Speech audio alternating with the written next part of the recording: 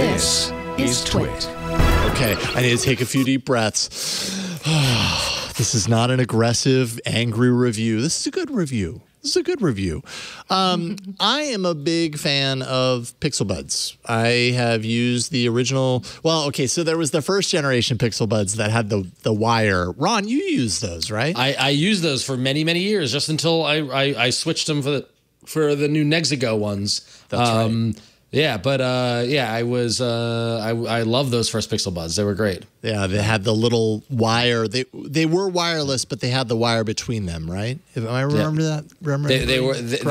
They had the cord between them, which I don't think was a wire. It was just a way to keep them together around your neck. Oh, I see. Could you detach it? I don't remember that. No, you couldn't detach it. You couldn't. Oh, wow, interesting. Okay. They wrapped around the case when you charged it. Remember, it was like a looping mechanism type thing. Yeah. It's kind of fun. Interesting, because that was part of the Pixel Buds family, but yet so divorced from the kind of aesthetic of the Pixel Buds that came after it. And now when I think of Pixel Buds, I think of what I have right here, which is the next iteration of the Pixel Buds. These are the Pixel Buds Pro, which if you're just looking at the case and actually the buds themselves, got a little scuff on there, looks very similar to what you had before with the previous version, the Pixel Buds, and then the Buds A, the Pixel Buds A, which I also like. Those were the less expensive ones.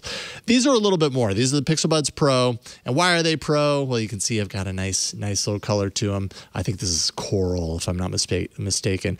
But what you'll notice is they're a little bit thicker, and that's because these have active noise cancellation. So that's kind of the upgrade that makes these Pro. Now, coming soon, and we mentioned this earlier in the show, Google has announced that these are going to get spatial audio support at some point. They do not have that right now, so I would consider that kind of a negative if you actually really care a lot about spatial audio support.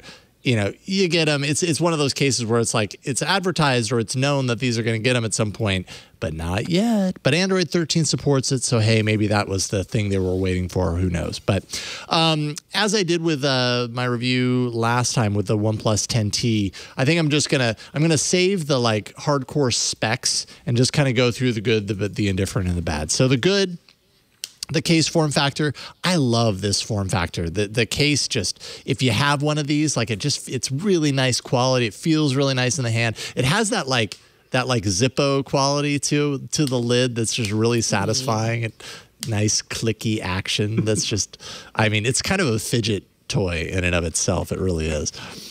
But yeah, pretty awesome. It has easy pairing as well. So if you've got a phone nearby and you haven't paired with it, you just kind of open the lid and almost immediately on the phone, it'll say, hey, the Pixel Buds are nearby. If they're registered to you, if you've registered these to a phone before, then that will come up and it'll say, it basically recognizes like, oh, your Pixel Buds are available right now. Do you want them on this phone too? And you can pair them up. And that's really cool because you can pair with two phones simultaneously and then automatically switch between the phones, which is pretty sweet. So if I'm logged into two phones that this is synced to, I can be connected to both of those and it will automatically kind of switch between them based on which phone I'm using and everything, which is really neat. I think that's an AirPods feature that Google finally brought over to their Pixel Buds Pro. Audio quality, a definite step up. I wouldn't say it was like a monumental step up, but definitely improved sound quality compared to what I'm used to with the Pixel Buds. And you do get bass boost feature, which is kind of it's kind of an EQ feature. So I'd say nice to get the bass boost capability, but then the bad is that there's no EQ outside of bass boost. So if you really want to kind of get in there and shape the sound of the Pixel Buds, you can't really do that outside of that bass boost quality. Wireless charging on the case still. Hands-free assistant, that hasn't changed. That's one of my absolute favorite features of the Pixel Buds is that I can hands-free say, hey, G, if I'm on a run and I don't want to pull out my phone and I want to, skip the track or turn up the volume to 30% or whatever, I can do those with my voice without having to like even touch the bud and it'll just do it. But if you have to touch the bud, that's fine because the touch controls are really great on these as they were on previous versions. It's really a lot of, it's everything that I really like about the older versions. Plus, it has that active noise cancellation, which I feel is pretty solid. I've heard better Like I was at a car wash and using these, and so that's a lot of that kind of like psh, kind of white noise stuff, and it was able to isolate mostly, but there was still a little bit of bleed through, and I know that I've had other active noise cancellation earbuds do a better job than that, but I wouldn't say they're bad. I would love to put them through the airplane test and see how they do there.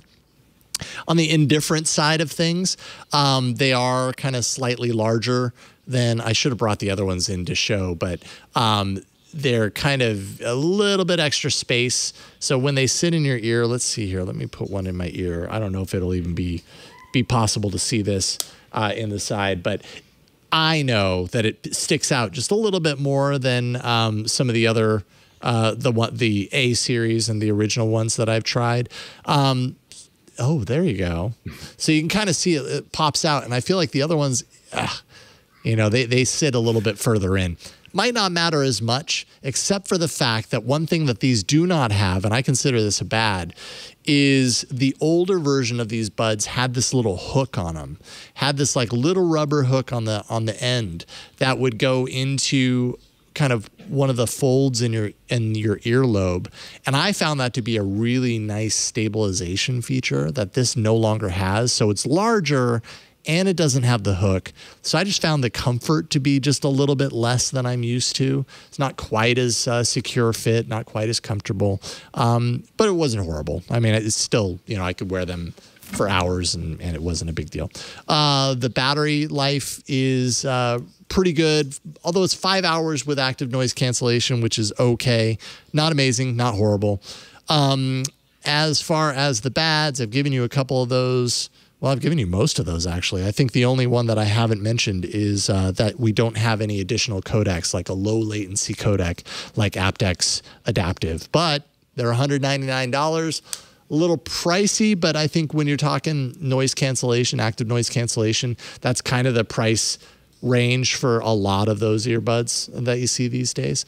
You can get the A series for $99. You could probably get it for less than that. I haven't checked recently, but that's what it was selling for before. So if you want to take a step down, go with the A series, you'll cut off half the price. But if you want the active noise cancellation, $199, and I think they're pretty good. Any I don't know, Andrew, are you a Pixel Buds user? I am. I have the A series. Yeah, I like the A series a lot. Yeah. So I'm curious, how does the audio quality compare? So I don't have the A series anymore. That was a loaner from Google. I shipped that back a while ago, so I couldn't directly compare. But I always kind of felt that the audio quality between the original Pixel Buds, which I still do have and compared against, and the A series was pretty darn close. So I have to imagine it would be the same. A little bit of a step up, not monumental. You know what I mean? Yes, worth the upgrade is the question.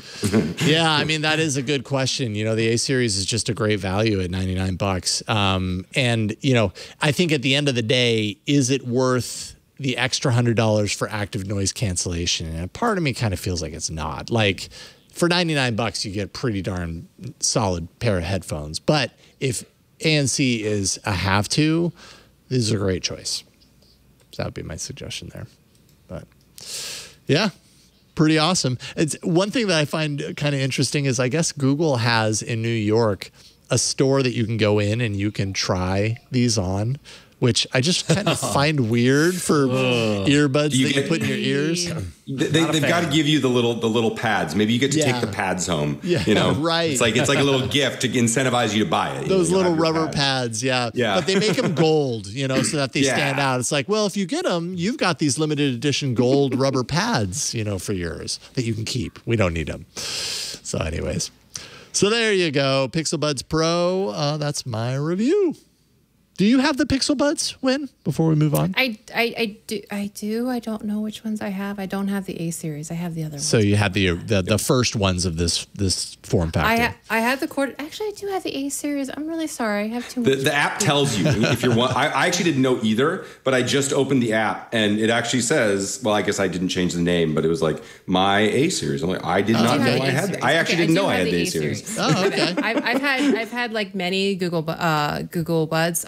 I actually liked the cable on the first one. I thought it was a really neat design, unique feature. And then you start sweating on it when you like work out with it. That's kind of gross.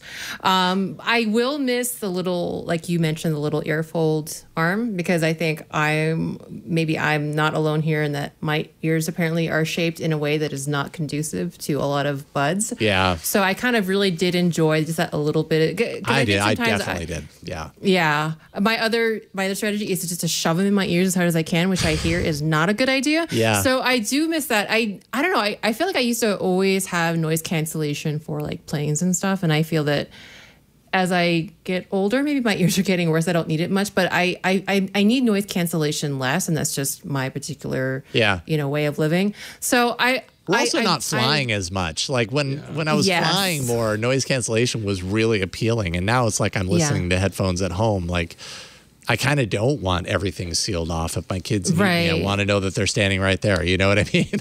Yeah. So I'm intrigued. I'm glad that you're generally positive. I think I might stick with my A series for a bit though. Yeah. Just for the lack of ear nubbins, and also for I don't really need noise cancellation. Yeah, yeah. And, it's another $200. It's not like Google's allowing you to trade your A series to get, a certain price knocked off of it. Uncle Bick in chat room has asked about call quality for the person that you called. And I did make some calls with this, but I did not ask the person on the other end how things sounded. I did not get, though, I can't hear you, right? What was that? What did you say? I didn't get that anytime. And they sounded great. I forgot to ask them how the sound quality was on the other side. So I apologize, Uncle Vic. I don't have that. Do you guys keep the tapping on? I find the tapping always like bothers. Like I accidentally touch it somehow, like even when my hand isn't or there. Or you go to like make the adjustment in your ear. Yeah, and yeah. Like, yeah, I just turned it. I just turned it off. I couldn't take it. Yeah, I turned it off too. Yeah, and I think a couple of my other friends at my old job did the same thing. Them over there. Oh, them over there. Not we, them over there. I keep it on. But yes, it does happen from time to time. It can be a little annoying. But anyways, that's the Pixel Buds Pro.